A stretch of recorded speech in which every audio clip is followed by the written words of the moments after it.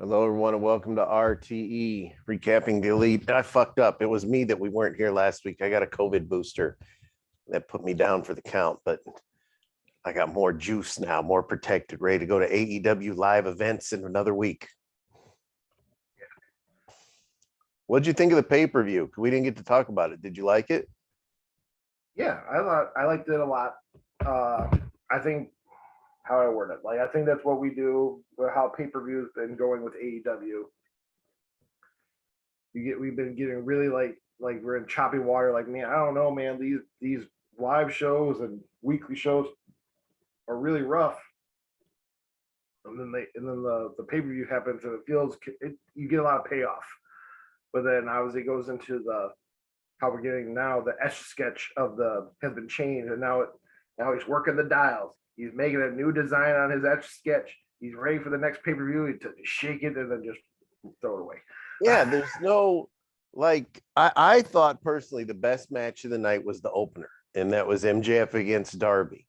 To me, it was a wrestling. It was Malenko Guerrero. It was like a New Japan style match, and I really liked it. I'm the finish. The finish bothers me because I have a pinky ring. If I punched you as hard as I could with that pinky ring, the worst it's going to do is maybe leave a little indent in your forehead. It ain't going to fucking knock you out going like that with the pinky ring. So I hate that ending. He should get nuts from Matt Hardy or something. But so he beats MJF beats Darby. That's fine. I don't have a problem with that. And then nope, Darby's now over here. MJF said there's every match that ended. It was almost like their pay-per-views are blow-offs. They keep nothing going, or they never have the one person win to advance the story to get more matches. That's my complaint with their.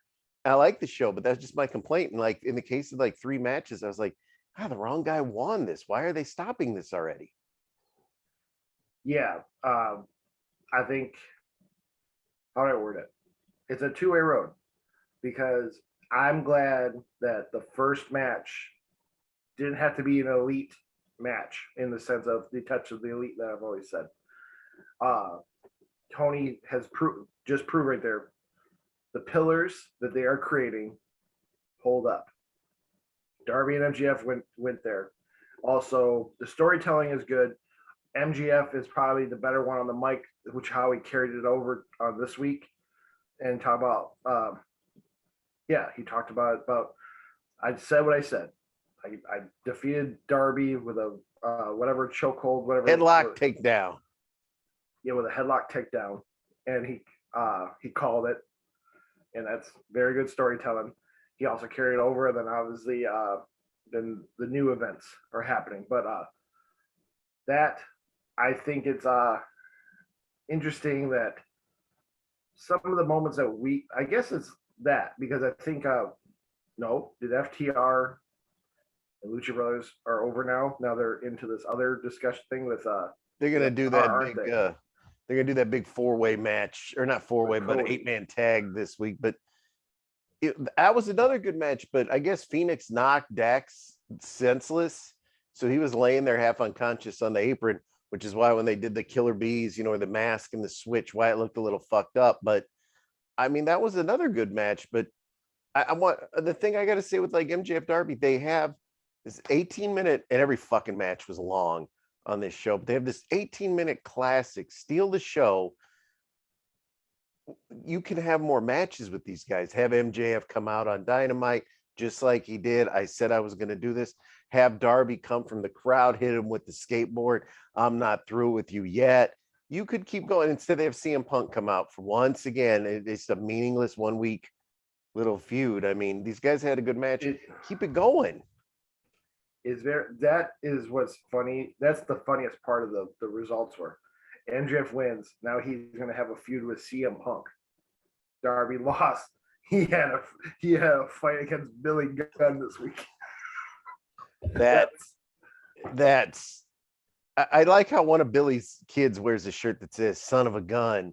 I mean, I think that's kind of funny, but all I know is Billy Gunn needs to be given some of his supplements to his skinny ass kids, because it's pretty sad when the 59-year-old man is fucking jacked up to no end and he's got 2 puny kids. They Yes. can't go to the same GNC. Come on. Uh, yes, true. And then for another last thing, I mean, we were calling it since what? I think we started recapping the elite. Yeah, I'm glad Adam Page won, but also it was made in the sand, and that goes into how would I word it? Tony is definitely it's clear he's not amateur, but he's a very novice booker. He has set goals, and he's not prepared to make audibles that can go as full as he thinks his grand scheme was at the beginning. Adam Page was supposed to happen before he left. You know what I mean? Adam Page we should have, but also at the same time, he's reaping the benefits of not his first plan, because now I could only imagine what Tony Khan does. He's all right, oh yeah, sure, come on back. And then, oh good, Adam's back, and now like, who can I play with? I got so much more toys to play with. I have Brian. I have, it could be anybody now. Thank God he actually was like, you know what I mean? There's things around it that I'm not saying like that because obviously he's a little weak now, people will say, but when a 70-year-old man is still a fucking genius of booking compared to a guy who's being a young gun trying to say he's also they got the more they my clothes are better, my money, I got more money. They do that shit to Vince all the time, then do it. Yeah, for a guy who's never, and I give Tony credit, he's never on camera, which is good. I don't want to see his weird looking ass on camera, but he's got to do press conferences. He's got to go on his show every day and talk about how he's the man. He's the new. It's like you to me, you're coming across kind of bad with, oh, I'm doing all you can see the improvement in the show now that I'm booking everything. It's like, just shut up. Nobody knew Vince McMahon even owned that company unless they were smart for 30 something years. Just, oh, it's that stupid announcer guy.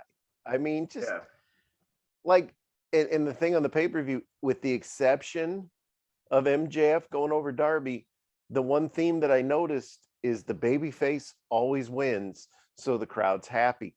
The heel has to win sometimes because that's how you keep the story going.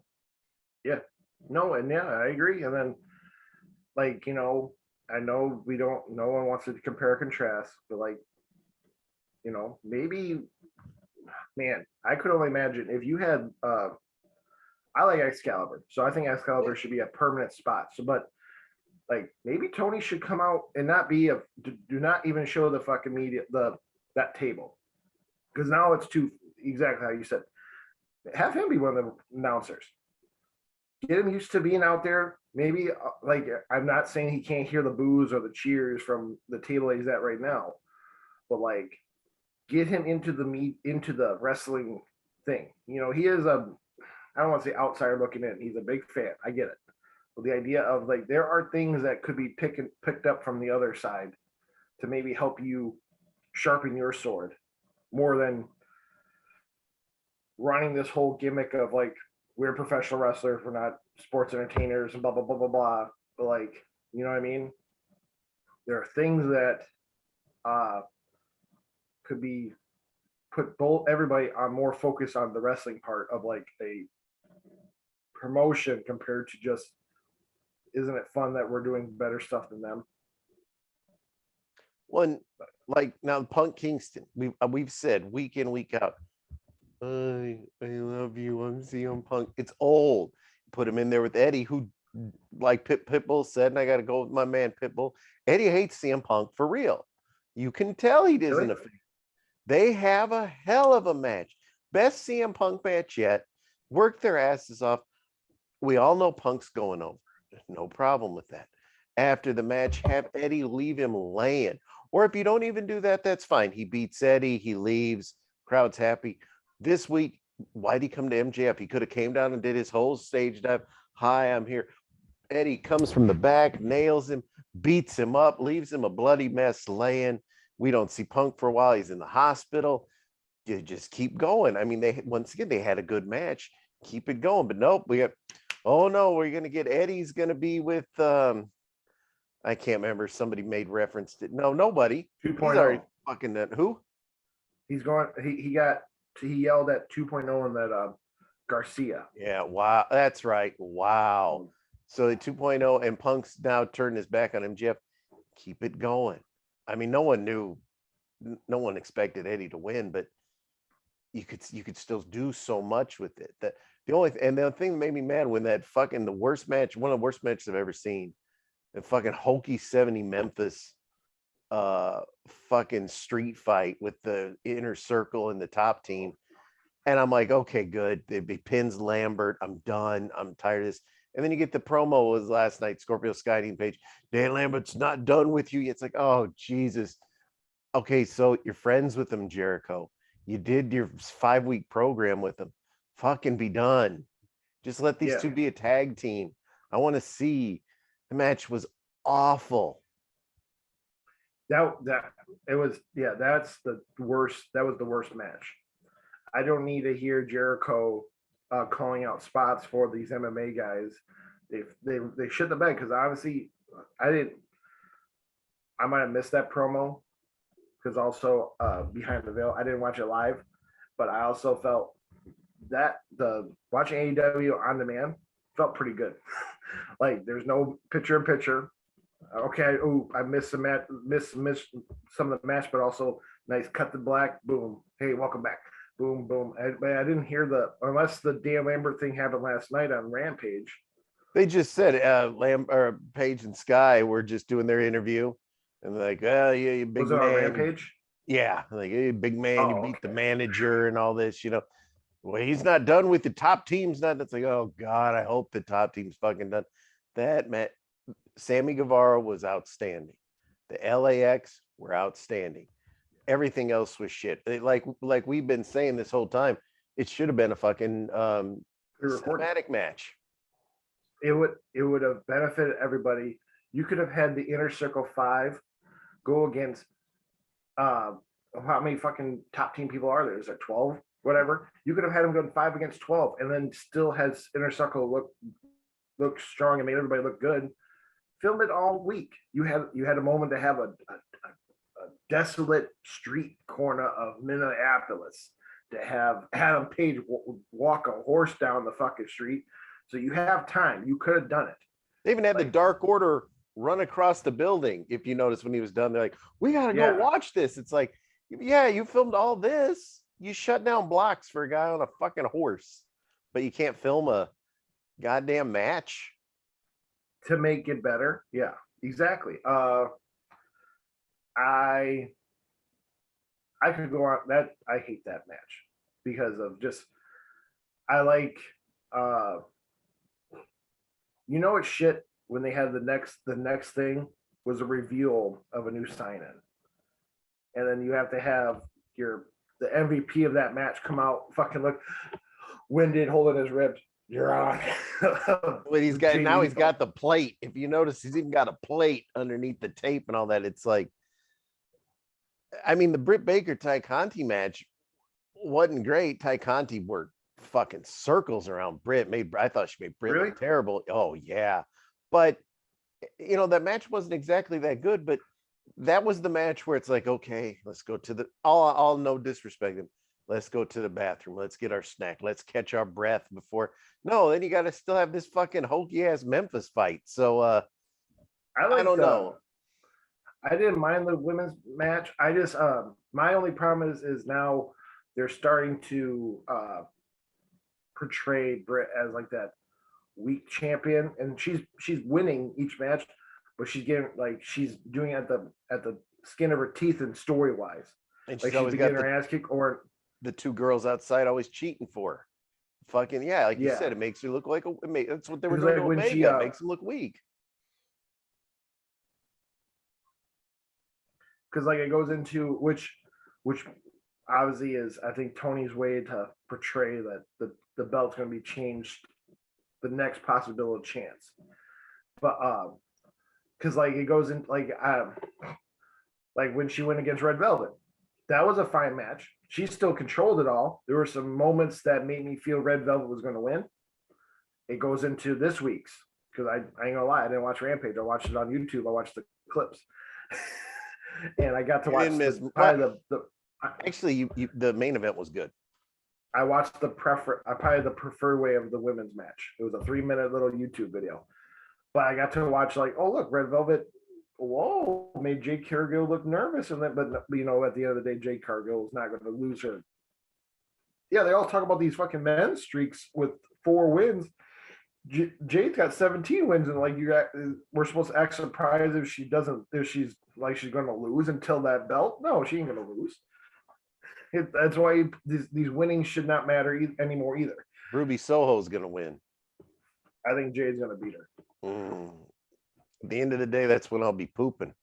Those matches, women's matches, they need to get Taya Valkyrie.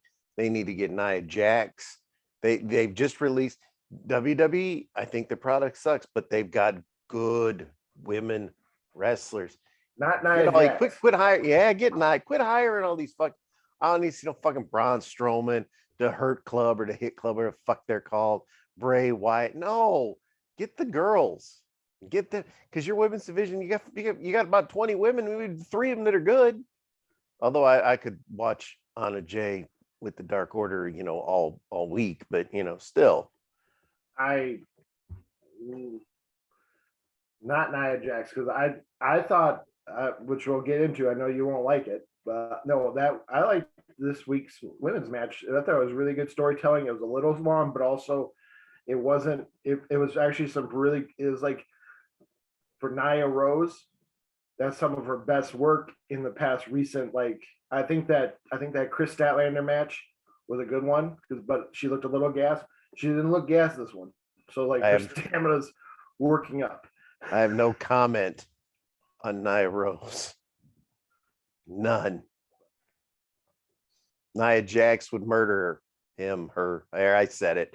Okay, I will say it. Nia Rose, I don't give a fuck if you're sexual. I don't give a shit. When I look at Nia Rose, I see someone who failed as a male wrestler and decided to now try it as a woman's wrestler. At the end of the day, that's still a man.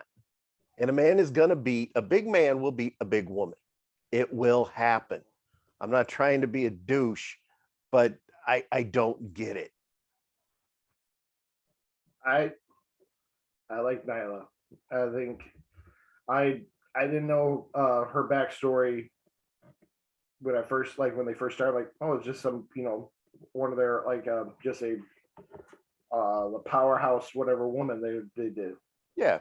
But then but no, I don't. But this was the past couple, because also like she did fine when she had the first title reign, whatever.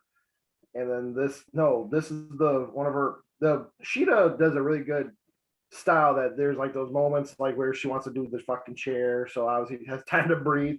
And then I did like the bowling ball into the chair of Nyla smushing it. It was a good match. But I like that they have Nyla with Vicky Guerrero. I like that pairing. I like Vicky Guerrero. I'd rather have Vicky with Andrade. Well, yeah, I would. Well, Ric Flair got canceled after Dark Side of the Ring, so that's why Andrade's still walking around with his. You don't know. Hey, look, I'm Andrade. I've got a mask. You don't know who I am. Surprise! It's me. Fucking stupid. I think Vicky does a better trying to be like that. I'm with the Andrade. Compared to when Rick gets there and he's just gonna be, you're with the top, it's a different style. If you want to be mysterious with the mask, Vicky should be there, especially since all he has is some paper pusher with him that doesn't even speak and just goes. Did you catch that tag match was a fucking mess? But did you catch the biggest pop when what's the guy's name? Is like Jose or something? Andrade's little Weasley accountant guy. Yeah. When he came up to Arn and Arn went like that, like he was gonna. That building went nuts. That goes into what our thing is. We've been saying get the gun, but then also they don't put on TV, but their wrestling game manager phone game, they put an Arn Anderson gun update on there. Yeah, I saw that. They sent me that. That's awesome. So I'm just trying to say, don't. I understand it's live TV and all that shit. Give him a fucking green water gun. I just wanted to have a physical. I don't want him to go. Here's my finger gun, bang bang.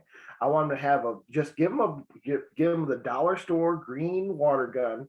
You see water in it. You see the white little trigger. You even give it a mic so you can hear.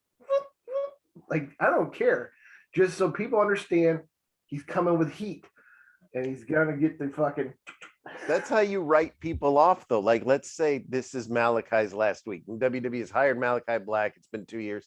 Malachi comes out, it goes black, and you see the muzzle flash like that, and he's laying there dead, and there's Arn. And that's how you write Malachi off TV. He's dead.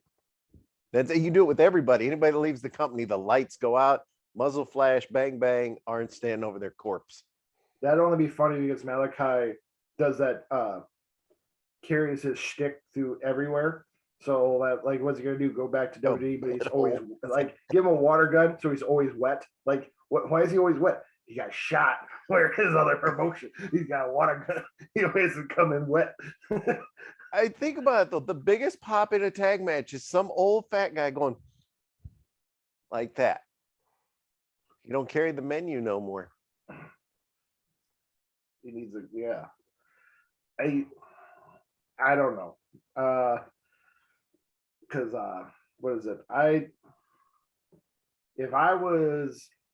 just want Cody to suck it up and turn heel, and I don't even know why I want him to turn heel, because obviously he's not really he's not showing me that he can be aggressive on the mic. You know what I mean? So why does everyone want him to turn heel? He's going to boo him. Yeah, he's in a weird spot. I don't think he's got good enough. Excuse me. I don't think his interviews are good enough to be a heel. Pitbull has an idea to turn him heel that would give you a 3-year run. He has not divulged what that is. I think he might actually do, like, instead of us, present it to the company in a real way. But I don't even know what it is. But he has an idea. I had, of course, the sexual assault angle where Arn Anderson saves someone with his gun, and you see the pinky ring. But that ain't gonna fly on TV. But does Pitbull actually? You made it sound like he can go up and say he's going to talk to somebody about it. Yeah, he actually. Well, you remember he's friends with Malenko. He's friends with Lynn. He's friends with a lot of the guys that work there. So I think if they came to his area, yeah, he'd have no problem just going and hanging out in the back. I'm sure Khan used to go to ECW shows. So no, right? No, I'm more. Goes into us. But if they have a show next to Pitbull, tell them to go say, "Hey, I got 2 writers that can do it over via Zoom," and like they can actually help a lot, because also, like, I don't want to see them fail. I want them to succeed, but I want you, like, I mean, Tony, see, like, I'm trying, I got a haircut for you now. I'm trying to. Tony, I wear your shirts every week. Pro Wrestling you should give us a job. Like, he's got some good ideas, and I can make it edited for TV. He wants to do some crazy sexual assault thing. I just want Arn with a water gun and make all the heels in your back room act like cats, and they spray, they like, and they just walk away, and that's the way he controls them. And that would be fun. And then also, like, I want to help Cody get cheers back, or we got to figure out how to make this boo shit happen, because I don't understand. Like, he is in a rough spot, but also, like, a lot of the wrestlers are in this weird spot. They don't do these weird promos, which I'm glad they don't, but also, like, some of them are in the position that they just get booed, or they just, no one gives a fuck because of just how the place is set up. QT Marshall gave a nice little backstage, kind of a funny, like, little interview. No one cares. Yeah. See, there's no rub with Cody. Like, QT Marshall turned on him. Nothing. Malachi, at least, well, that's probably could be because Cody beat him senseless in their couple matches. But, but now that Tony Khan uses that kind of like, well, they're just booing him like they booed John Cena because it's the cool thing to do. It's like, no, the shtick's old. He comes down looking like fucking Evil Knievel, with his, and that Rhodes to the Top, I don't think helped him, because he came across fine. Brandy came across like a no talent, gold digging hanger on. So she did herself no favors on that, which I've always thought she's low skill in every sense of the word, who's just leeching off her husband. But that's fine. That's what you do. If I was some no talent bum and I worked there, I'd have my hook. I'd have my kid doing something. Yeah, that's what you do. But I don't know. Cody's also not done nothing. He dresses like Evil Knievel in a goddamn costume. I mean, look at this poor guy, and I felt bad for him. He takes off his weight belt. He gives it to this handicapped. I don't know what was wrong. The guy was clearly handicapped. Probably a couple things wrong with him. Gives it to the guy. The guy's crying, and Cody like looks and boo. It's like, damn, he just gave his belt to some poor guy. So, like booing a him. kid fan. Yeah, just throw trash at him next. He is in a weird spot in the sense of also, I've been watching, not thanks to TikTok, I've been getting these wrestling things like how Dusty handled the polka dots and how like he's pretty confident, like gives away to Vince, see if you can handle this, or if you can run with polka dots, it's gonna, you can work with anything. Like he took it as a grudge. He didn't think Vince did. Vince did it as a "fuck you, Dusty" thing. Yeah. Long story short, obviously Dusty ran with it, and obviously he's just how it works. Is that what happened? Did Dusty ever turn heel? No. Well, toward the very end, he joined the NWO, but no one cared at that. That no don't one count. watched. But no, now Cody could do kind of like a Bret Hart, Mick Foley, ECW thing. Everybody's doing flippy and hardcore. Be like, you know what? You people are ingrateful. I still love you people, but I'm not going to do this. And then just wrestle boring. Wrestle as boring as you fucking can. Headlock and this and that. And then, hey, see, I'm not stooping to the level of these guys with the flippy moves and this. I'm here to wrestle for my fans. And then he'll get booed, and the people that like him will keep cheering him. I don't know. I think it involves, you can't be the American Nightmare if you're not going to be heel. Yeah. But I digress on that.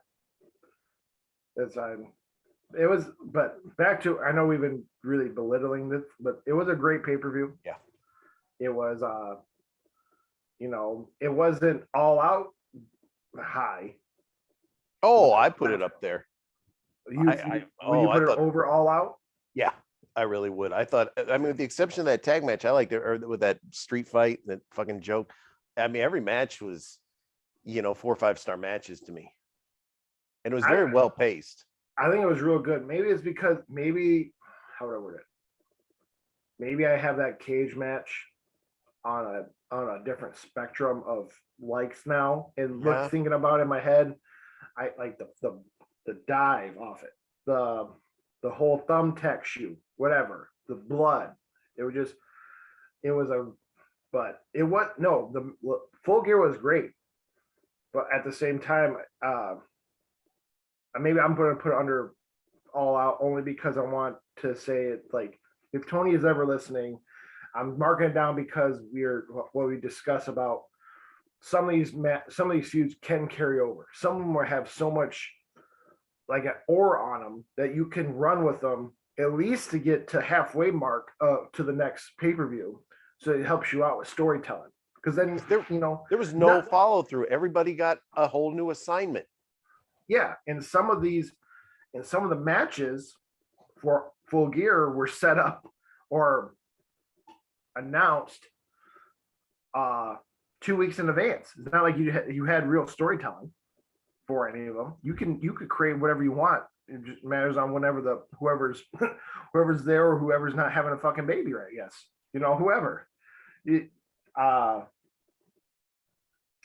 Because like even like the Tay Conte, like I think she was like the number 1 contender from winning something. Yeah. All the battle royale, right? Sure. I don't pay attention. Who knows?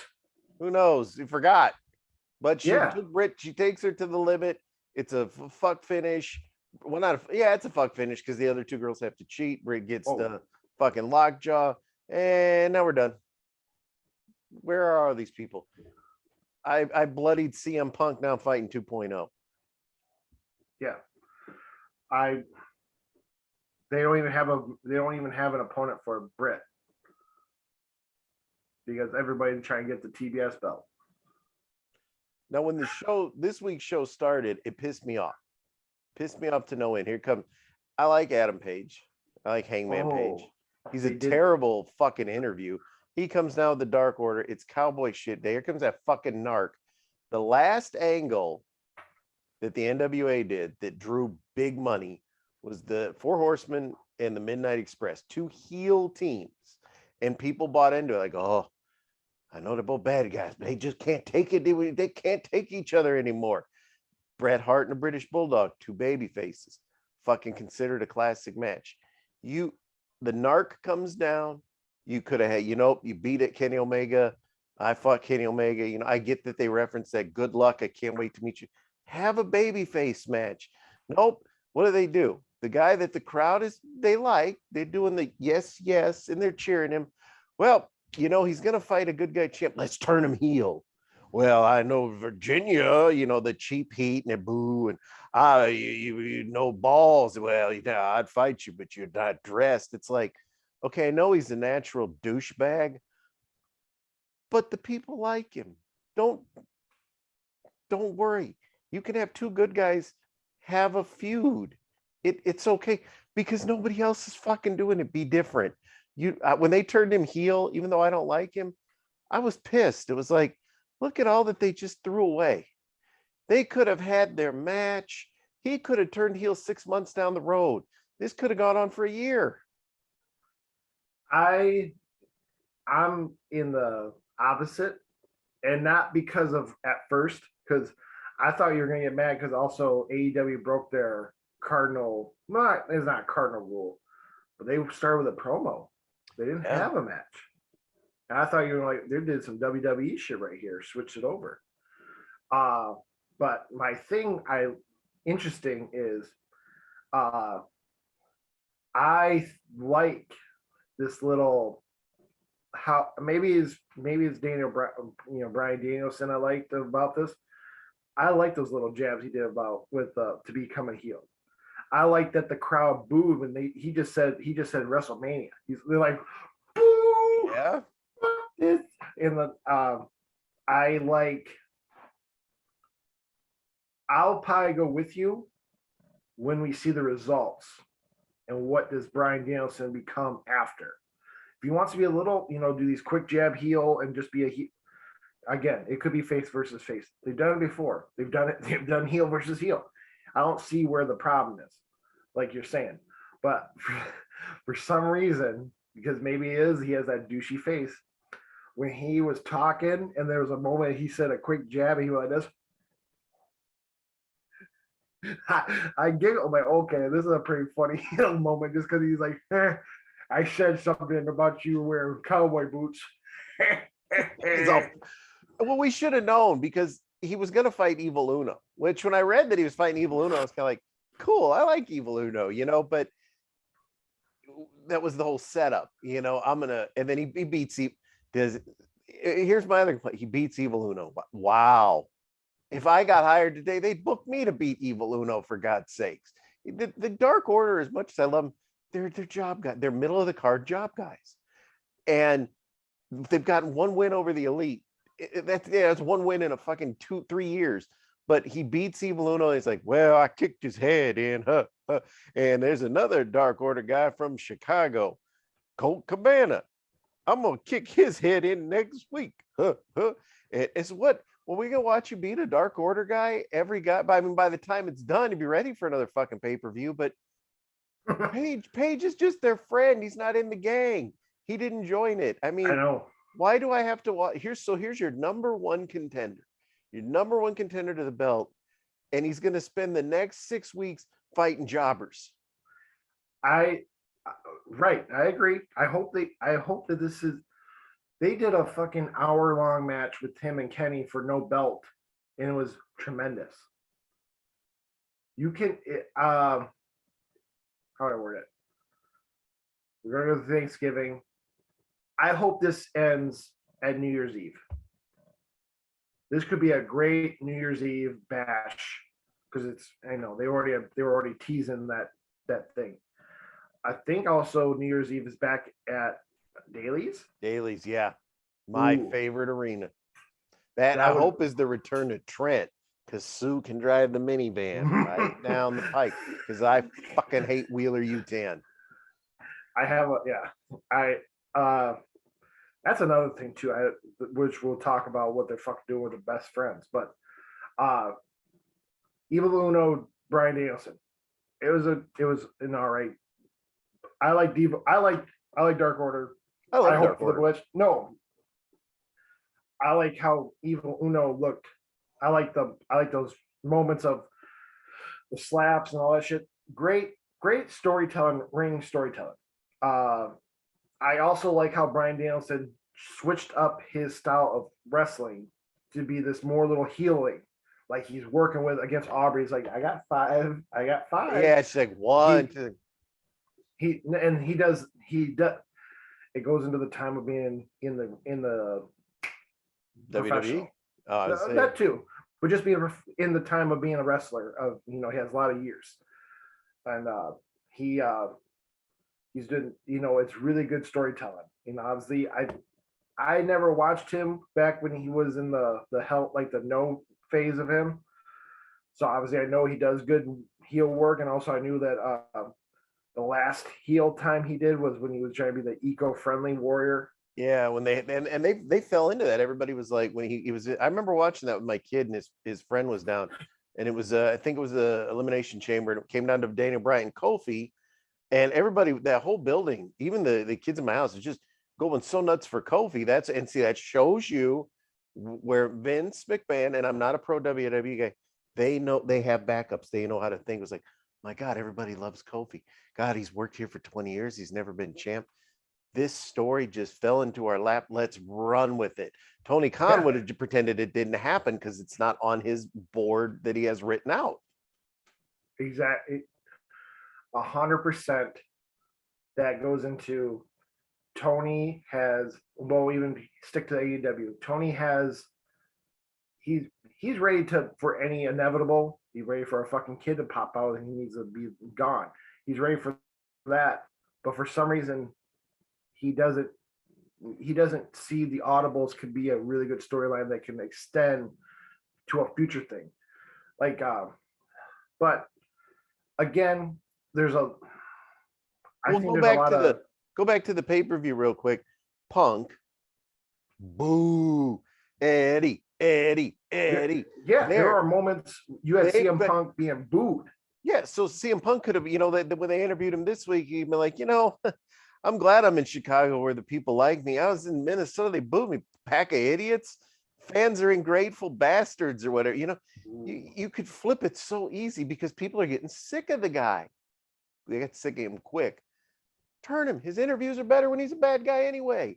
You could turn him for a good reason. Daniel Bryant, they're still cheering. You didn't need to. You could also you just written it really well. You can have him be in like an ungrateful face like this. Oh, they were booing me there. Thank God I'm at Chicago, and then have Eddie go like f all this fucking Chicago shit. Yeah, And Chicago D's nuts. Yeah, deep dish this nuts and all that shit. But the idea of if there's real heat between how Eddie feels and CM Punk, I don't know if he's if he can run it as they just keep in the ring stuff. Maybe he can't. I don't know because how you said Pitbull said they really actually don't like each other, or Eddie doesn't like CM Punk. He said that is 100% shoot. Really? Because I guess Punk did look down on him when he was in Ring of Honor and all that. Look at this fat, lazy bag of shit and all that. So he probably did remember that when they're like, "You want to reference that?" Fuck yeah, I do. So I maybe they got one good thing they could it goes into real altercations down the road. I don't know. I'm not trying to say they're both not. I think Eddie's professional enough now to hold back, but I don't know.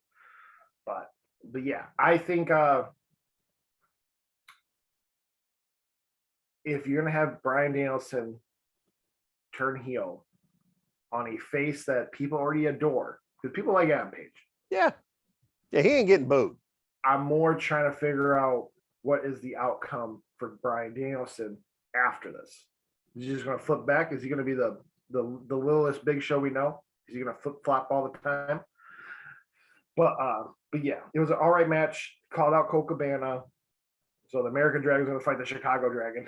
I saw that I like next Colt week for Cabana. Thanksgiving. I like Colt Cabana until he switched to Dark Order, because when he was before he got signed up and they were actually using him and he was actually in the ring, not just going, look at this guy, look at him.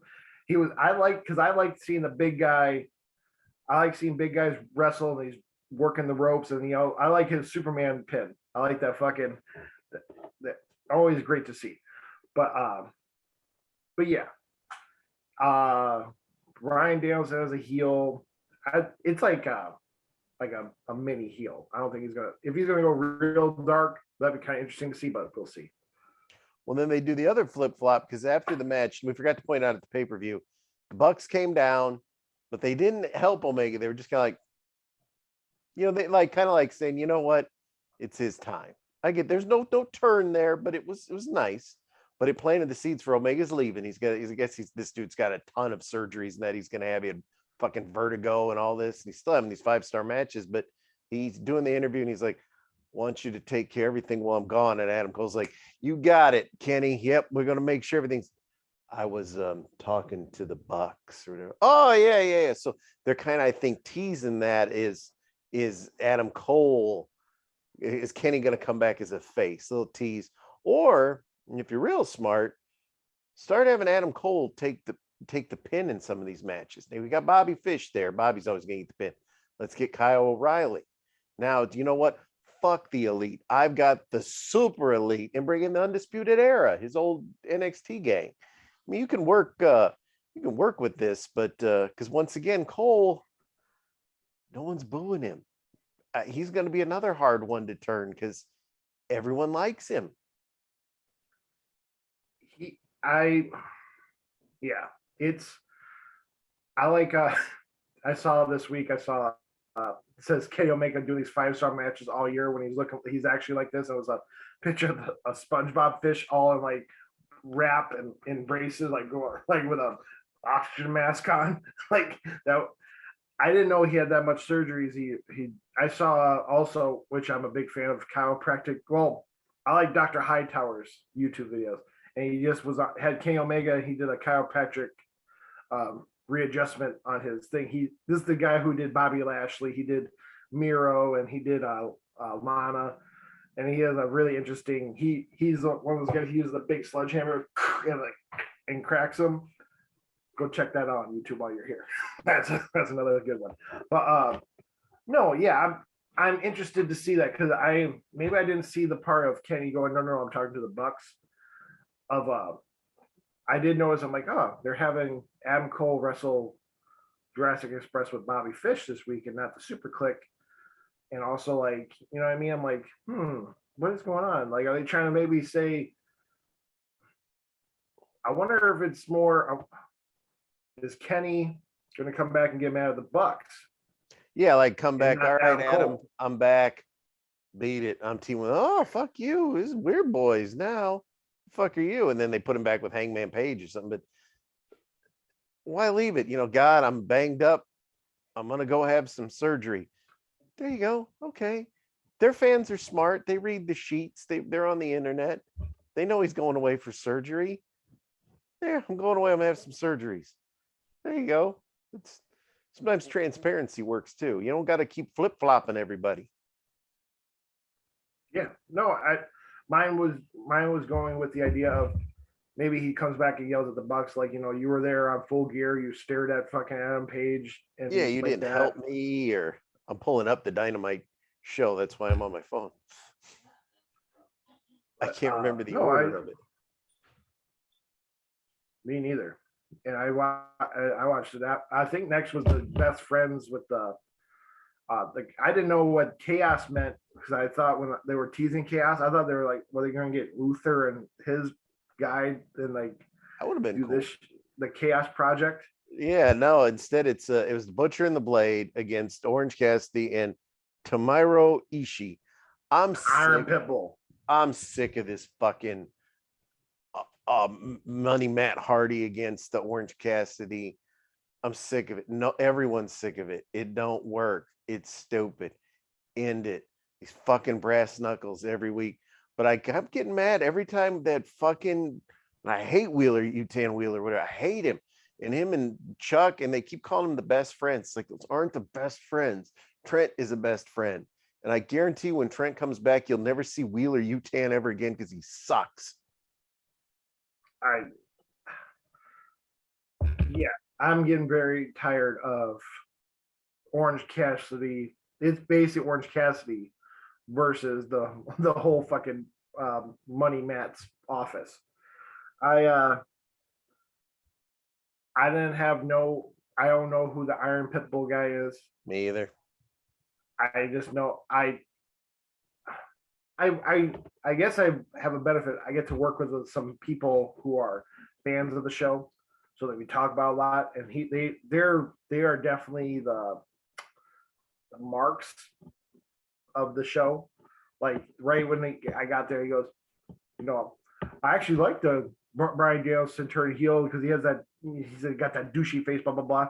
But the past couple of days we've been walking around like the Iron Pitbull fucking walking. It's because they said, he just has a funny walk. And then even JR's like, he's got the old time of boots on and all that shit. Shooter boots. You got the shooter boots. Whatever that means. Tougher than a $2 steak. He was a linebacker at Tokyo University. Yeah. It was fine. I'm glad to also see I was a big fan of the Butcher and Blade when they first started. I also liked them when they got into that more clockwork orange. Like sometimes they wear black and they look death and deferring, and when they wear white, they kind of look like clockwork orange guys. And then I'm glad to see Butcher has been getting a little tone from being off those times when he got concussed by I think that chair from the Young Bucks. The one needs to just shave his fucking head. He looks like just Professor X on roids. I think the Butcher's the one with the beard. Yeah, the Blade. He's jacked, but he needs to shave that. Oh, he has no hair up here. If it don't all match, fans see. If it don't all match, blend it together. But it was another write-off match. So we're not going to see that Japanese guy again. No, he'll be with the other good, great Sasuke that they brought in to fight Moxley. He'll just be over there with him, and I don't get it. All that is like, look, we've opened the door. Here's the Japanese guys. Like, who cares? Bring in a fucking Ultimo Dragon. We know him from TV. I don't need to see Masahiro Chono and Tishimoko Iki. I mean, guy was cool. I mean, it would work, but that's the same as when they're orange, you need partners. These guys suck. They get beat up every week. I'm bringing in a Japanese friend. That's what he's saying.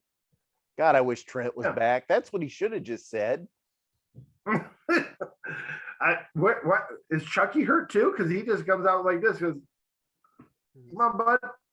I think Trent could be a singles athlete. Trent Brett. I like him. Good build, young, good looking guy. Gets hurt. Chuck gets hurt every fucking match. Chuck's a pudgy idiot. Okay. But he's funny. And when you put the two together, it works. And I love him. And they're one of my favorite teams. And Sue brings him in the van. That parking lot match with the LAX, one of the best TV matches I've ever seen in my life. They're really, really good together. So then why did you even bring in Wheeler Yutan if he's not going to work with Chuck, if Chuck's just going to stand there with Orange? Why did you bring the fucking guy in the first place? He serves no purpose except for me to hate him more and more each week when I see him and want Trent to come back. And I hope when he comes back, Sue runs him over. And fucking that's it. And then Orange shoots him, and then we never see him again. Puts him out of his misery. Trent leaves, and then you need to have Wheeler and Chris Statlander come fill the void. But I don't know because I'm like, everybody's got to have sense. It doesn't make sense because of like, I didn't even connect the dots. Oh, Chuck and Wheeler don't really even wrestle together. They don't do anything. They just come out with orange. He's the only one that They works. just and then they watch Wheeler get pinned. That's it. Yeah, no one helps him. There he goes. Wheeler's best match was against Mox. Beat him in 38 seconds. By the way, fans, I read Moxley's book. Let me tell you, it ain't a book. Okay, if you're looking for any kind of structure, it ain't there. It's the fucking jumbled mess writings of a lunatic. And it's good. It's entertaining, but you'll be reading one chapter. Yeah, in CZW, I was slashing my face up with the fork. You get the next chapter. When I was 8, my dad bought me a bike. Then you get the next one. I was telling Roman Reigns. Then you get the next page. I like the Ninja Turtle movie. It's like, what the fuck? This was printed out of order, but it's pretty good. But if you're looking for an autobiography, you're in the wrong place. This is the Ali G of wrestling books. At least you got. I'm looking forward to. I need to fight. Well, not like that. I need to quit being lazy and pre-order that Tony Schiavone Butts and Seat comic book. That's what I want to get. I've been reading more and more books lately, but Shivani's ain't on my list. I'm starting to buy a lot of. I'm like, okay. Yeah, I'm starting to buy more and more omnibuses. I kind of enjoy that. I have something to read in retirement. After that throwaway match, I've got the phone up, and the Bleacher Report gave it a B. Gee, I don't think that could be because they fucking show their show. Up next was Nyla Rose against Hiroto Shida. The only thing I liked, it was a nice cover in this match, is when Vicky went to run away and her shoe broke. I don't think it was supposed to, and so she fell, and then she came over with hit her gently with the cane a few times. I love Vicky. I got the pleasure of meeting Vicky. I got the pleasure of interviewing her. She does not sound like this. She has the sweetest, quietest voice. The interview's on YouTube on this channel if you want to watch it. Nice, one of the nicest human beings I've ever met. I don't have a bad thing to say about her. I like her. I think she's a great heel, and it shows you some talent there. A little cover. She's going to run. She makes good faces. The shoe breaks. She gets caned. It doesn't matter. The crowd's into Sheeta. The one bitch comes over the railing. I already forgot who she is again. And Nyla Rose wins. Yeah, wow. I told you I'll pay attention to these matches. I was fucking Googling during this match, but Nyla went on to win. You think it's going to come down to Nyla and Jade, don't you? I mean, I think no, because I can't remember how the bracket is. I think it will be probably. Does Jade have to fight Ruby before the last match? I have no idea. You act like I pay attention to the women's matches. You're losing your job. You're not going to get the AEW writing job if you don't care. Oh no, I could write the women. I could make you care about the women. First, we're going to have an assault angle, and we're going to get Arn Anderson into the mix. I'd be pushing. I wouldn't be pushing all these people that Omega brought over. I would keep pushing Britt. And I would just make her a fucking face because no one's booing her. I would keep Rebel as her manager. I'd get rid of Hater because now you get too many people with the champ. You look weak. I would push Ruby Soho. I'd have a lesbian angle. I would Vince McMahon that shit up to no end. It's not the right generation no more. But this would be TV 14. I like this match. I think, granted, I was kind of surprised they're pushing Nyla to beat, especially since Sheeta got her 50th win, and they also even said one of them, Nyla had 51 wins. Somebody, one of them has 51, one has 50, so they both had 50 wins. So who gives a fuck about their whole little gimmick they were doing with Sheeta? You have Nyla walking all over everybody. Have her lay everybody out. She's the fucking King Kong Bundy of this women's division. She beats everybody. She lays them out all at once. Bam! There's Nia Jax. And I'm the real fucking powerhouse. And then you have a program, because no one's ever done a program with two big women. I'm not saying they're fat. I'm saying two monsters in a women's division. Now you always talk about the big man matches. Now you got the big women's matches. And Nyla and Nia, they have them in a street fight. My God, kiss Nia's ass. She's related to The Rock. If The Rock No, was all elite, just get that's Nia what over there. AEW, that's what WWE's fans were saying. Nia Jax was getting kissed because she's cousins with The Rock. Fuck that. 150%. Yeah, but no, she don't know. She's awesome. No, she's not. She's a good talker. I think she's Good attractive. talker. She can share. My hole was gold. Okay, her interviews are good. She's pretty. She's likable. She's massive. So she hurts a few people. She hurts people. Who cared? That's their fault for not protecting themselves. I'd have made an angle out of her hurting people. I want her to beat up Utan Wheeler and put him out of action. That's no. I don't. I do not want to see that lady because I've seen she's been wrestling for WWE for at least 5 years or more years. The best time her best run was in NXT. She has not done anything when she was on the main roster. And then but back to this match. I don't know what they're doing with this Serena Deeb shit with Sheeta. I don't know if what is it? I mean, how I don't know why certain beefs can go longer than others, and not some of the main story ones that are really interesting. I did neither one. I don't know if she has to fight Jay before the title, but I don't think it's all I know is Vicky Guerrero was the best looking one out there. What's that say? That's on you because she is beautiful. No, that division stinks. We get Nia Jax in there, and let's get Bailey. Because Bailey, I like heel Bailey. Let's quit focusing on getting these guys.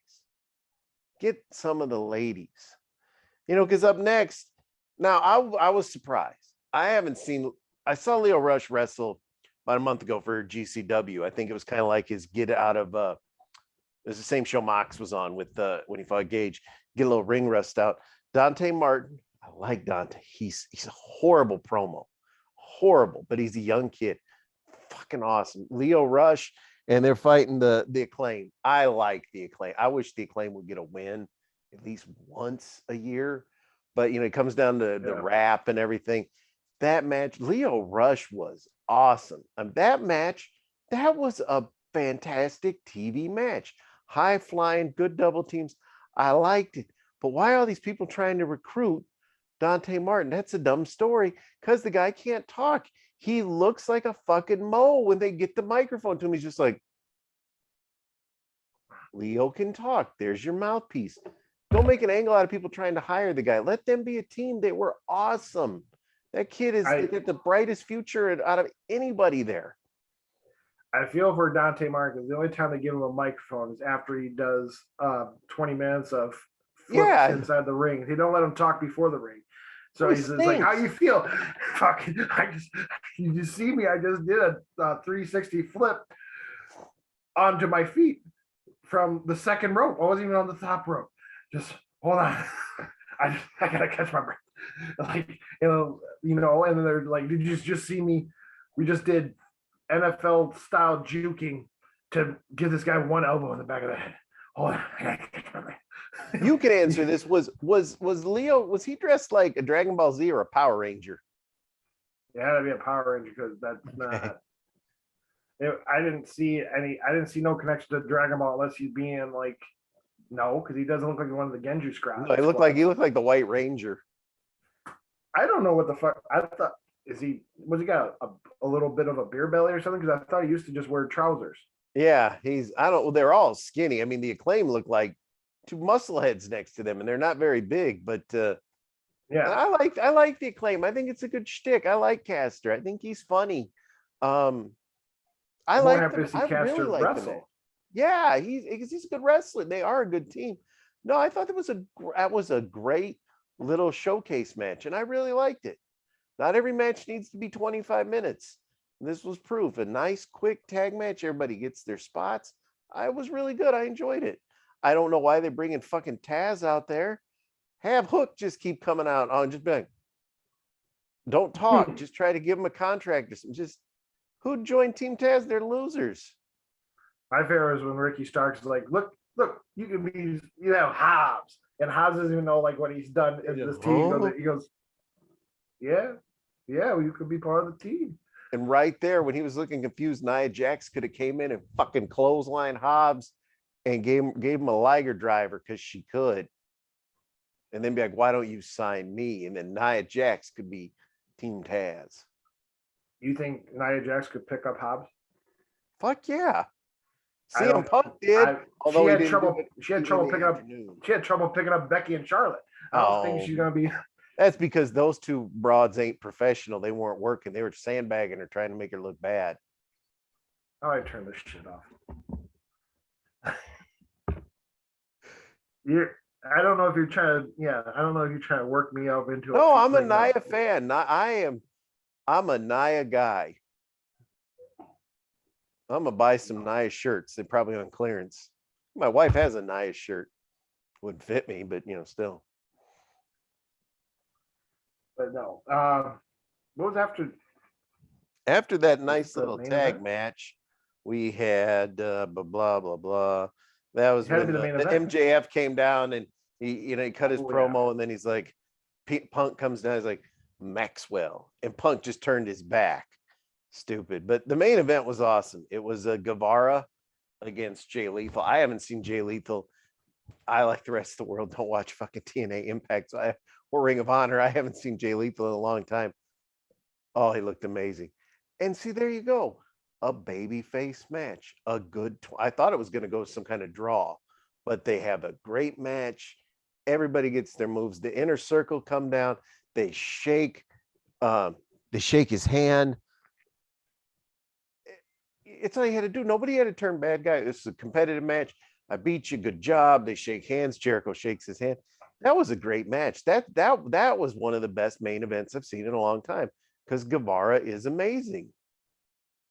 Yes, and before with the MJF one, real quick, I did think it's funny that I wish I had more photos like this, like just have memories. I think it's funny. AEW shared times at a flat circle, and they have a picture of MJF meeting CM Punk at like when he's like 8. Like it's like a child, like he's like a little kid. He's like, and then now I just think it's funny. Like CM Punk did not age at all in the picture, and then but now it's a grown ass man to MJF. I'm like, whoa. And I think he did he either trimmed his beard or he's listening.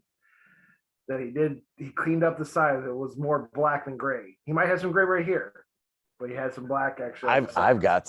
I've got some gray here. I got to do the color job before next week. But see now with MJF being a good talker, what I would do now finally, because it's like must be forbidden. When I get you in the ring, it's going to be like a UFC fight all over again. You say I'm Mickey Gall. How long take you to get beat in the UFC? He's got to bring, if they're going to do this as a feud, he is the guy that can bring this up. Or, hey, aren't you the idiot that walked away from WrestleMania? Bring all that shit up. If anybody's going to do it, it's MJF. He definitely should, because I think it's interesting. Again, he is such a good talker. I think he's really talking the truth. When he says, I'm going to be the biggest free agent in 2024. And like he's been doing it for the past couple talks. He's talking about like, who's going to sign me? Anybody around here is going to sign me. And it makes it sound like he's going to leave AEW. I'm not thinking he's going to. He's a pillar. Obviously, pillars don't move. No. But the idea, he does such a great talk. I'm like, he's going to get picked up. Like how we said it. You think he's going to be the first one that might get snatched and go Definitely. to if I was running the company, he'd be and that company was who I wanted to poach. He'd be the first guy on my he'd be the first guy I'd want to take because of the mouth. He can talk people into the building. Oh yeah. And then but and Wardlow would have already turned on him if I was booking, because that dissension is running too long. Especially since now you have Sean Spears now, because Wardlow doesn't do reactions. No, Spears is funny. Like the way he just sits in the chair, and I like when he's like, this is your new accountability buddy. and Spears just came in, hello, like that. I mean, he's funny. I like him. Wardlow, but it goes back to when Tony Khan says he's such an amazing booker. Then you wouldn't have the fucking bodyguard for the guy who is eventually going to turn, because that's what always happens. Either don't ever have dissension or don't put them together. He goes into also, I know that he goes into, these kids were hungry and wanted to leave WWE because they were being badly booked. But now apparently you can, if we have a conversation to tell you that I want you to just be a fucking a person that stands in the ring, doesn't wrestle, can you just stand there and be funny, is okay compared to being forced to be funny, I guess. I don't understand that either, because I know when Sean Spears first came over, he was I'm the big chairman, because he fucked up and cracked Cody's skull. Cody, yeah, he put that big hole in the back of his. Yeah, I remember watching that. Like, yeah, damn. Big mess up. I get it, and they've ran with it. He's the chairman, but there's been no. They've been getting so many talented people and other people. Like, again, here's another. This is what I work with also a true WWE mark. He does not. He talks bad about AEW. They all do. Talks about all the other shit, and then he goes into the main event and goes, why do they have Jay Lethal lose? I'm like, you're telling me you think, I know he's a 20-year veteran, but obviously you don't think a good match is having one of the pillars of AEW, one of the shining stars of AEW, just go have a great fucking match against one of the like wrestling universe's favorites, Jay Lethal. Dude, still, Jay Lethal will be okay after one loss. If Jay Lethal beat Sammy Guevara, that would fuck up Sammy Guevara compared to Jay Lethal.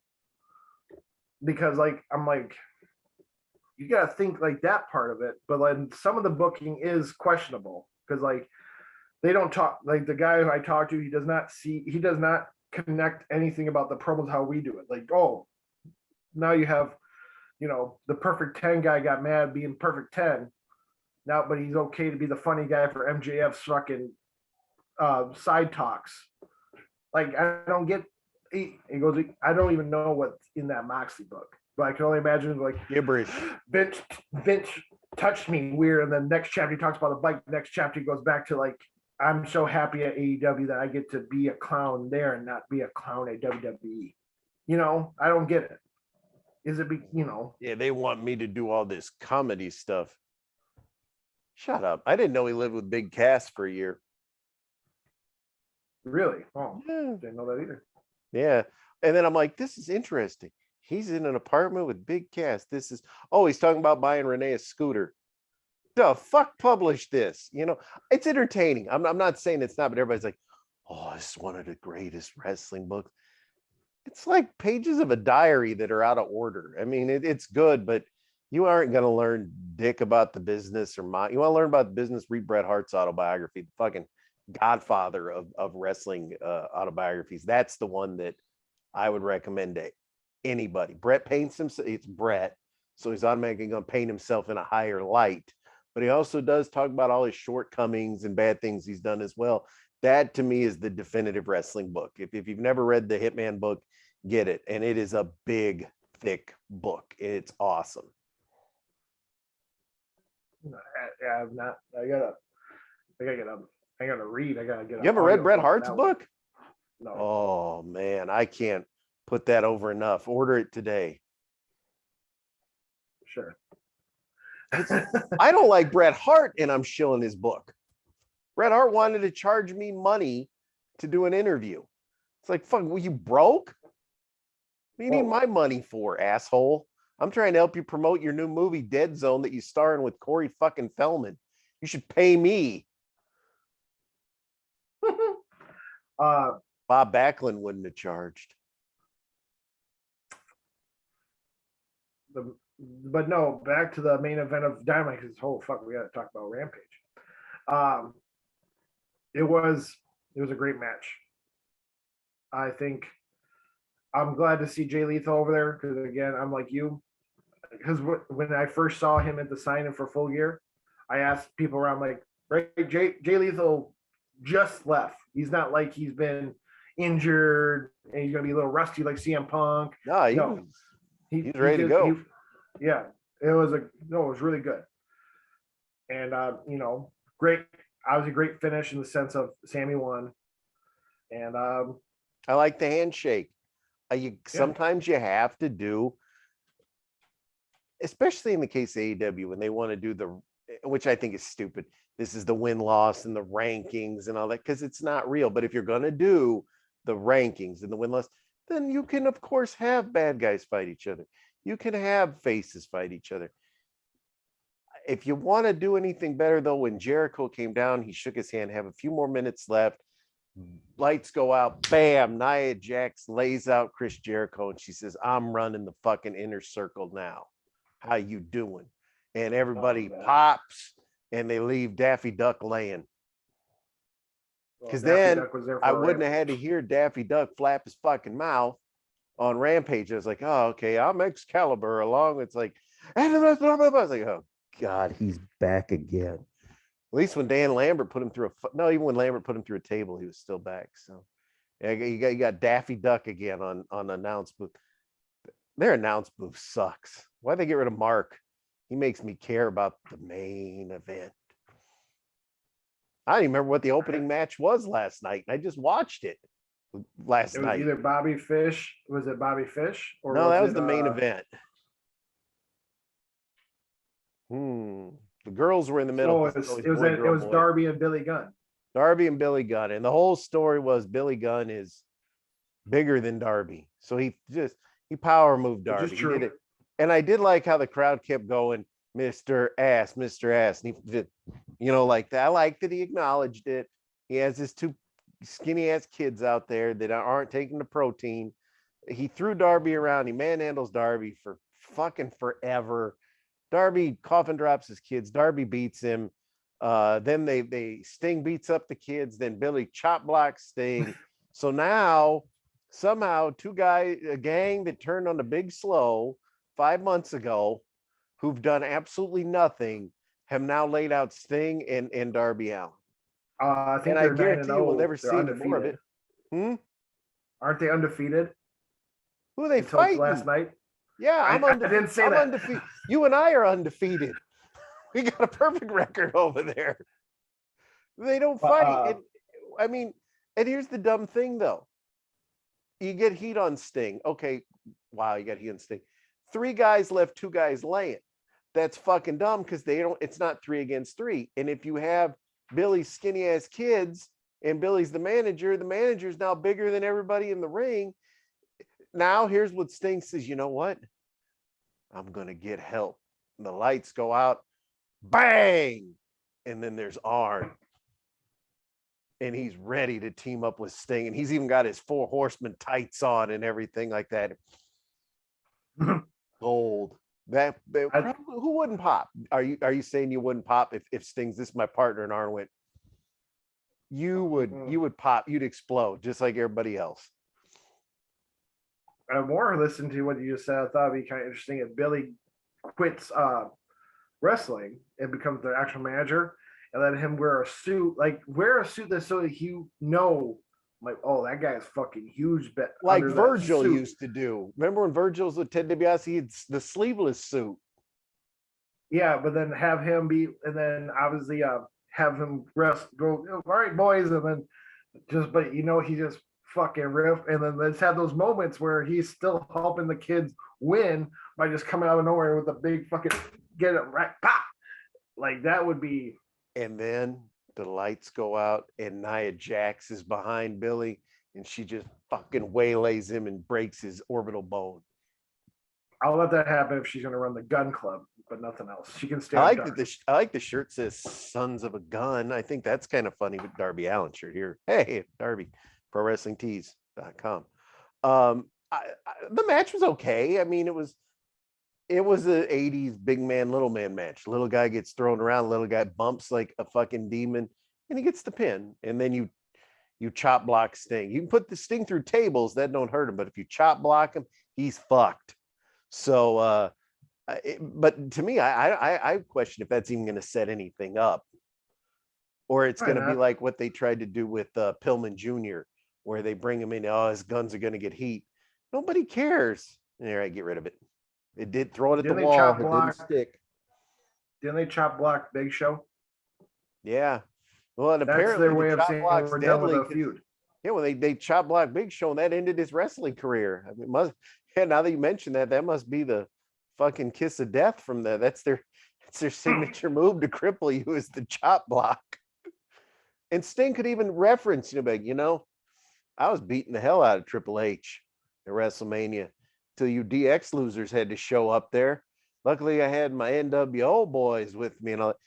Just everybody knows that happened. Just reference it. I mean, if I was Sting, I wouldn't want to reference anything I did in the fucking WWF, but still think about it. That's a guy who's more proud of his TNA run than his WWE run. That shows you something, how Sting was misused in WWE. That was merely to make a Sting doll. That's all they wanted him for, was to sell a couple Sting toys. Oh, totally. Then we had the girls up next. I didn't watch. Again, it's not because I didn't watch Rampage, and then I've been watching on YouTube.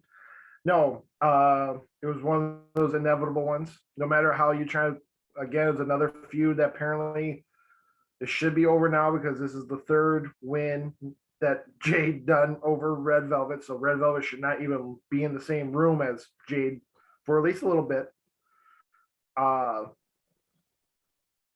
And again goes into, I think maybe if anything, Red Velvet should turn heel on Cody and say, "You're fucking, I'm part of your nightmare. You're making me losers." Yeah, your loser stench is rubbing off on me. We all stink. Like, I'd rather see Red Velvet with Arn. Arn should be with the gun with her, and like they start capping people. If you notice now, when Cody comes down or up, because they raised him in his weird Evel Knievel coat, he don't have 50 people with him no more. He could even turn around and just be like, "Where'd all my friends go?" Because remember, he used to come down with 30 or 40 guys. They've all kind of slowed. The Guns have turned. The QT Marshall and the hairy dude and the other guy, the boxer you don't see anymore, they've all left Cody. Cody could just be, "I'm all alone." And then you could see the hand on his shoulder and turn around and there's Nia Jax. And she's like, "I got you back." Oh, God. I'm going to get her in this program. I'm going to work her in somehow. I'm getting her a job. No, and then Ozzy Jade wins, inevitable. And basically that's it, because also, like, I think it goes into bad booking about like this tournament could actually have had some really good matches to make you, the person, whoever wins, actually deserve this. Because also, like how you said, Ruby Soho, she fought in the beginning, or did she have a bye? She had a bye, but if they'd have started the thing 2 fucking weeks earlier, they could have had the coronation at the damn pay-per-view instead of that Memphis match with the Circle and Top Team. It would have meant like, and on the pay-per-view, we're going to crown our first ever TBS Women's Champ. I think they're trying to do it so that I think the title happens when TBS gets the show, which I get that. But the idea of, I haven't seen Ruby Soho on the main show. She's been playing dark match. I'm like, it goes into the idea of, you guys were crying, and some of them got laid off. I'll give them that. Like Ruby, she got laid off, but some of them would cry knowing that WWE has them playing on a dark match. I know that we televise our dark matches here. That's something. But the idea of these people would be like, their old selves would be crying at their new selves, like, "Why are you letting this happen? If you really wanted to leave the biggest brand, keep your head down." Granted, this year is really different because they've been laying off a lot, and they blame COVID, even though they've had some really good profits apparently. But but I digress. I guess Ruby technically is there wrestling every night, since obviously you can watch on YouTube. She's getting But the paid. idea, yeah, everyone's getting paid, so I guess whatever. But the idea of is just very interesting because I don't think Ruby's going to get it. I think Ruby is more of a actual AEW women's contender. She's definitely not the mid card, which I see TBS is. Now we know it's coming down to Ruby and Jade. I think that's what it's going to come down to. Whoever it is, you have, let's say it's Ruby, and she can, here comes, they play Riot, she comes out. Yeah, I'm out here. Bam, there comes Nia Jax. Just throws this bitch off the apron, cripples her, and takes her place. No. Boom. Throw her off like Killing they me. fucking threw Jungle Boy. Have Nia grabs this guy. Have Nia come out there and tell Jungle Boy to shave and throw him off. Which he did shave. Never mind. Got cut off the pubes because he was next. It was Fish and Cole against Jurassic Express. Good match. And I remember right away. The only thing with the match going in, you knew that it was going to be Fish taking the pin because they ain't going to be the Jurassic Express because they're still pushed pretty good. They ain't going to be Cole. They're still pushing him.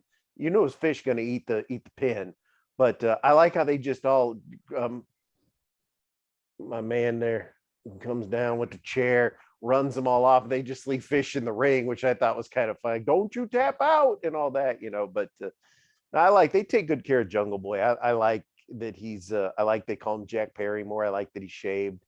I like Jungle Boy, Jack Perry.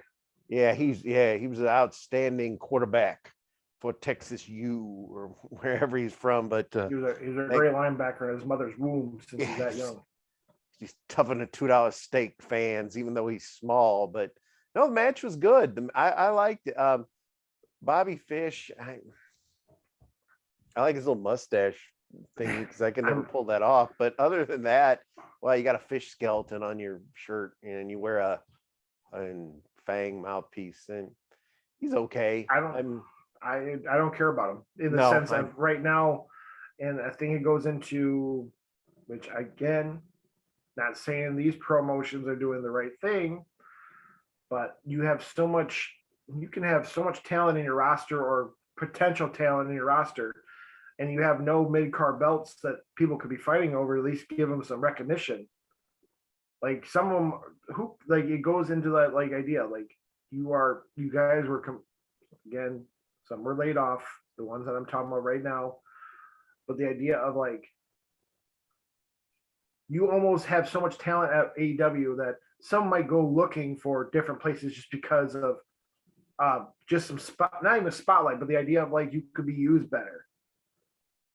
And it goes into then are you trying to have a big roster so you can say look at my talent, they're leaving, they're leaving too to become recognized somewhere else too. It's like WWE. No. I just think if they had some more belts like Impact has a TV belt and all these dumb little fucking belts.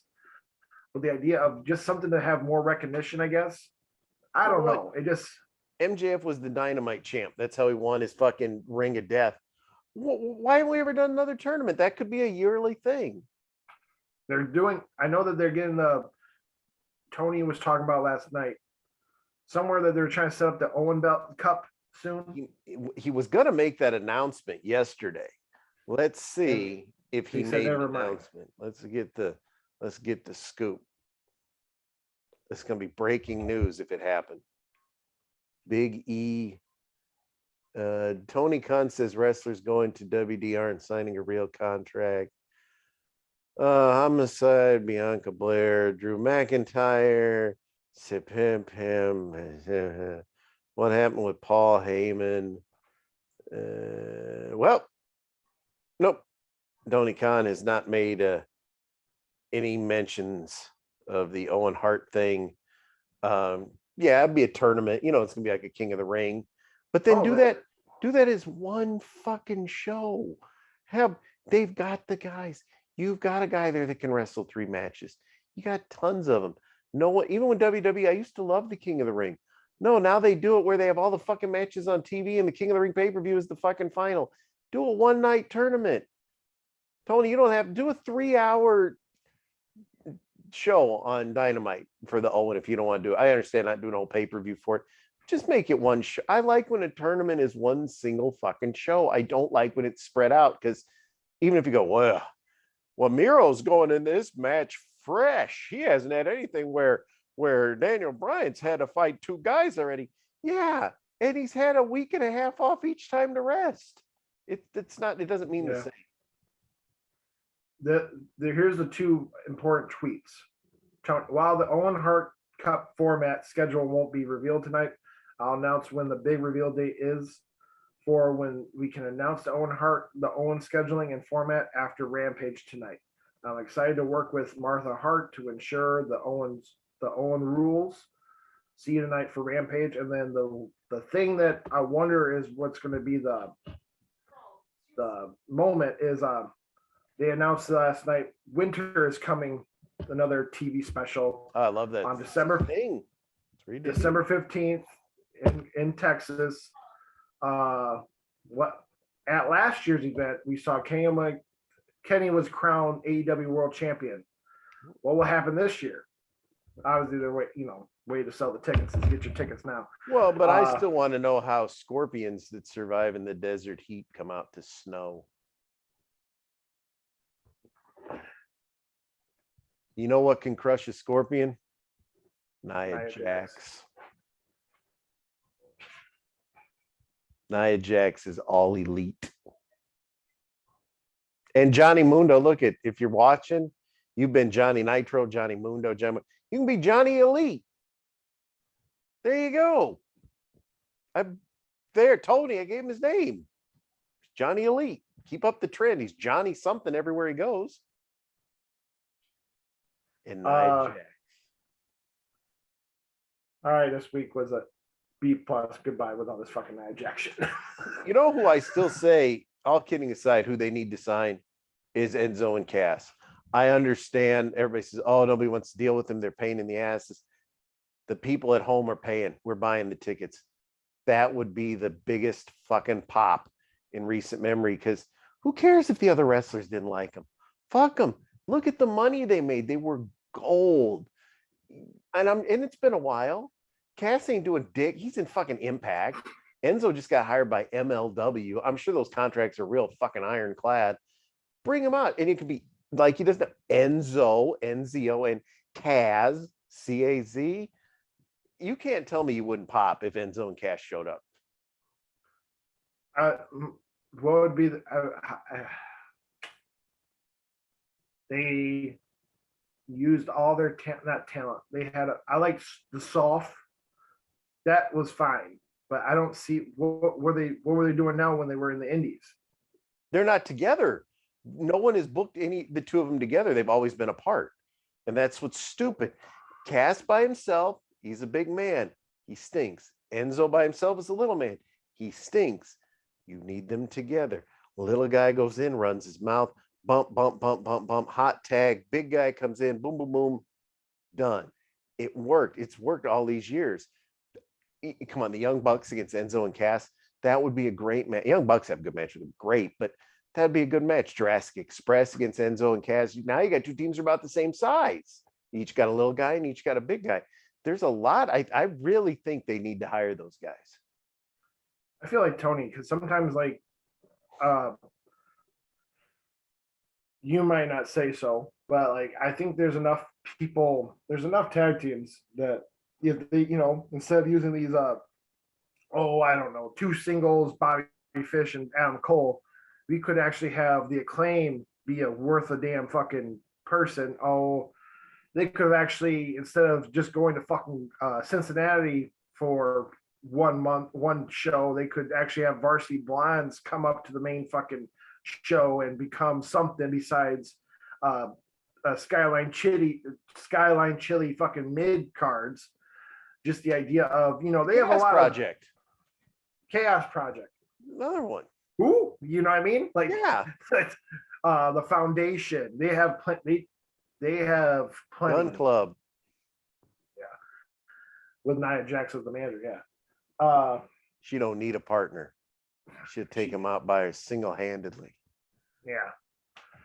No comment there, but yeah. You wouldn't pop if Nia came down and went bam and broke Rebel, whatever her fucking name is, broke her orbital bone, shattered her nose. No. And then she could have Nia come out, bam, and then they gotta get their teeth fixed from Dr. Britt Baker. So much you can do with Nia Jax. Tony, I've given you 6 months of angles with Nia Jax. Hire her, get her on the phone today. Hire. I've already told you everything you can do with her. I'll lay it out week by week. Nia Jax fantasy booking. Give me $50,000 a year. Look at how cheap I am. I'm not even in the millions. Yeah. There's no. There's the one thing I also like to leave on because I forgot to say about the pay-per-view. If they can keep getting some legends to come to the ring, because like I like that whole the mandible claw fucking thing. Oh, Baron von Raschke. Yeah, just have Nebraska, my hometown there. Yeah. Just have like keep doing that. Find those people that are still alive, and also, you know what I mean? Like when they had Ricky Morton. Yeah. Robert Gibson. Yeah, you get a nice pot. It's good nostalgia. Yeah, I like it. I because agree 100%. that was a very bright moment. Besides when LAX or Sammy was up there, like the whole Chris, like when Chris, it's not Chris Evans, it's Ethan Page. Made a big mishtuk and then fucking that was great little moment. But yeah. Remember Zach Gowen? No. He has one leg. He's a wrestler that has one fucking leg. He couldn't run the ropes, so there you go. But Brock Lesnar threw him down the steps. Anyway, YouTube Zach Gowen, WWE, that guy. Have him in the crowd.